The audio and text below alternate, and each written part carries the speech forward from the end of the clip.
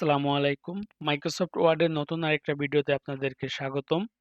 আজকে আমরা দেখব কিভাবে মাইক্রোসফট ওয়ার্ডে একটা পেজে আমরা অটো ডেট অ্যান্ড টাইম ব্যবহার করতে পারি। এজন্য আমাদের যা করতে হবে সেটা হচ্ছে ইনসার্ট মেনুতে ক্লিক করে এখানে একটা অপশন দেখতে পাবেন ডেট অ্যান্ড টাইম। এখানে ক্লিক করুন।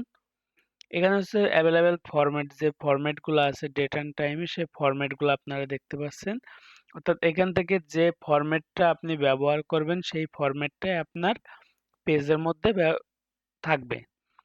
ধরুন আমি এখান থেকে যদি এই ফরম্যাটটা দিতে যাচ্ছি এখানে যেখানে মাস, দিন, বছর, ঘন্টা, মিনিট, সেকেন্ড এবং এম.পি.এম সহ থাকবে, হ্যাঁ?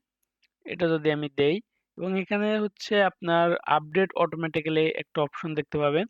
এখানে যদি আপডেট অটোমেটিক্যালি এখানে ক্লিক করে রাখেন তাহলে হচ্ছে আপনার ওই পেজটা যখন একবার সেভ করার পর পুনরায় যখন আপনি ওইটা আবার ওপেন করবেন তখন যে টাইমটা থাকবে এটা অটোমেটিক সেই টাইমটা পরিবর্তন হবে। আর যদি আপনি এটা না করেন তাহলে টাইমটা আপনাকে ম্যানুয়ালি পরিবর্তন করতে হবে। আর এখানে সেট অ্যাজ ডিফল্ট আছে। আপনি যদি এখানে সেট অ্যাজ ডিফল্ট দেন তাহলে আপনার বাই ডিফল্ট ভাবে এটা সেট হয়ে যাবে।